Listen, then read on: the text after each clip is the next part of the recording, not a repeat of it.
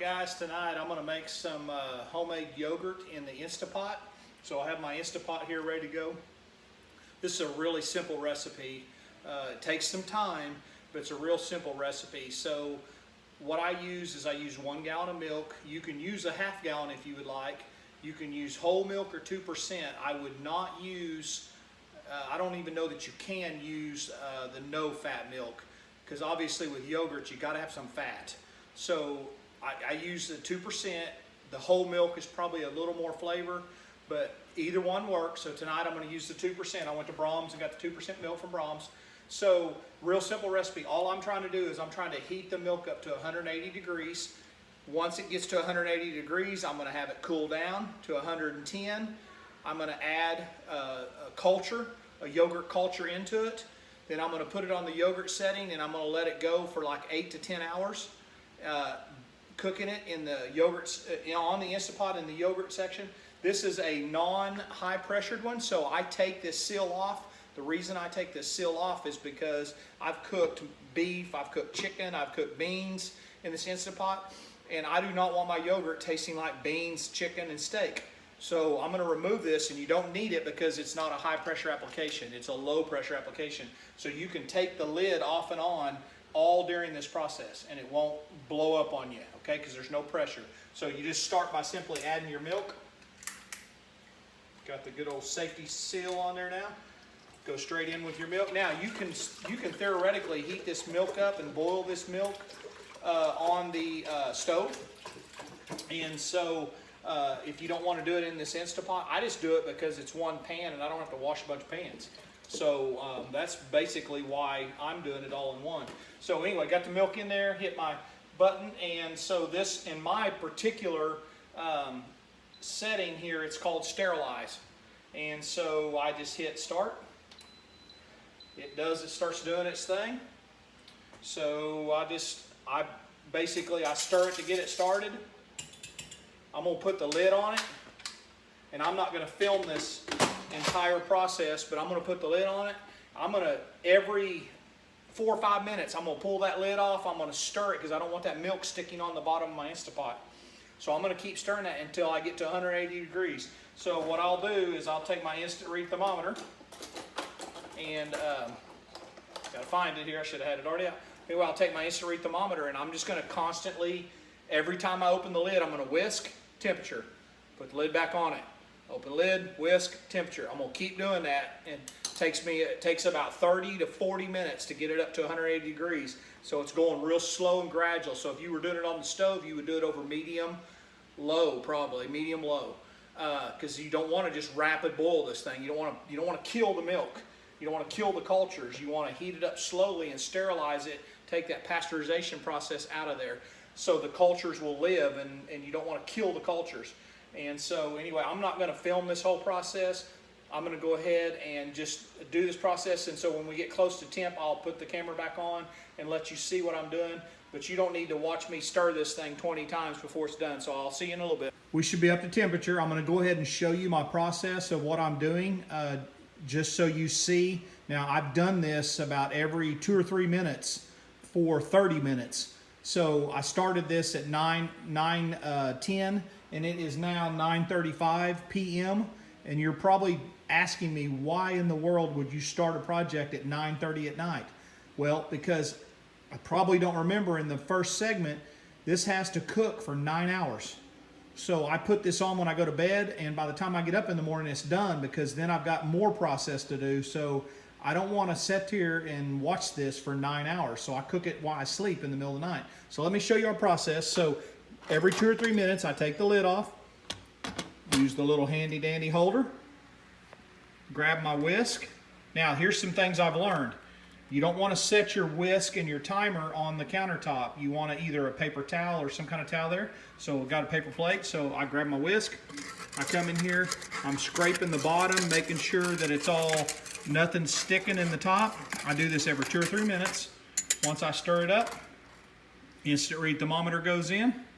I don't think you can see it on the camera, the reading, because it's not very bright. So I'm at 170.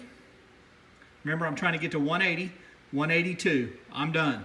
So As soon as I hit 180, I go ahead and turn this off. Now, here's what's critical. You can let this set and cool down. We need to get it down to 110 degrees. We have to cool it down to 110 because 110 to 115 is our range. It's a pretty small range. We've got to cool this down to 110 because if I put my live cultures in there right now, it's going to kill them. I need my live cultures to remain alive. So you've got two options here. You can let it cool down, takes about an hour, or you can come over here in the sink. You can put a stopper in there. You can turn the water on cold.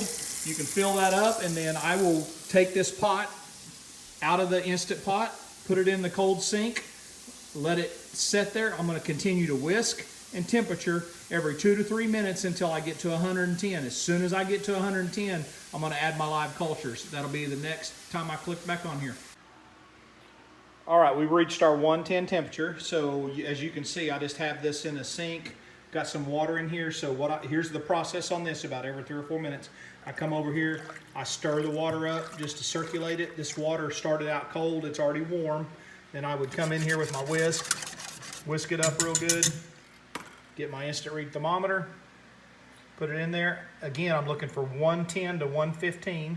So let me get to here. We're at 100. I just checked this a little bit ago. We should be good to go. I don't want to get too much colder than 110. So yeah, right there, 110, and it's leveling out at about 110.9, so we're there.